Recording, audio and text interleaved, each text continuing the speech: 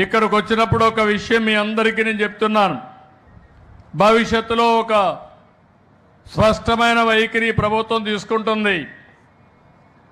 నేను ముఖ్యమంత్రిగా 95 ముఖ్యమంత్రి అంటే మీరు అందరూ కూడా ఏంటని ఆలోచిస్తున్నారు, కొంతమంది మర్చిపోయారు. 95లో నేను బయట వస్తున్నానంటే అందరూ హుషారైపోయేవాళ్ళు, ఎక్కడ ఎవరిని పట్టుకుంటామని.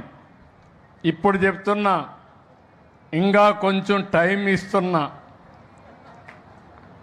అక్టోబర్ 2 తర్వాత నేను ఏ ఊరికి వస్తానో చెప్పాను.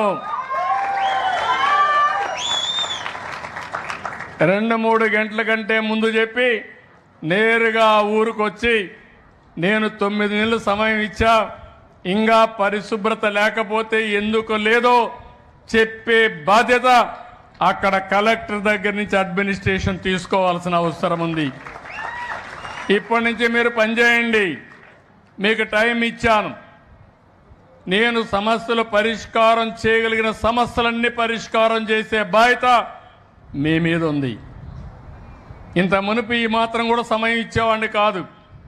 అందుకే చెప్తున్నా, అక్టోబర్ 2 తర్వాత స్వచ్ఛ ఆంధ్రప్రదేశ్ని చెప్పను, కానీ నేరుగా హెలికాప్టర్ ఎక్కిన తర్వాత నేను చెప్తా, ఎక్కడ దిగాలనో అక్కడ దిగుతా, ఎక్కడికి వెళ్ళాలనో అక్కడికి వెళ్తా, ఆకస్మిక తనిఖీలు చేస్తా, అడ్మినిస్ట్రేషన్ అప్రమత్తం చేస్తా. అప్పుడు మా రాధాకృష్ణ కూడా చెప్తున్నా, ఎమ్మెల్యేలు కూడా చెప్తున్నా, మిమ్మల్ని అందరూ కూడా పరిగెత్తాల్సి వస్తుంది. అప్పుడు పరిగెత్తే బదులు ఇప్పుడే పరిగెత్తమని వారందరినీ కోరుతున్నా.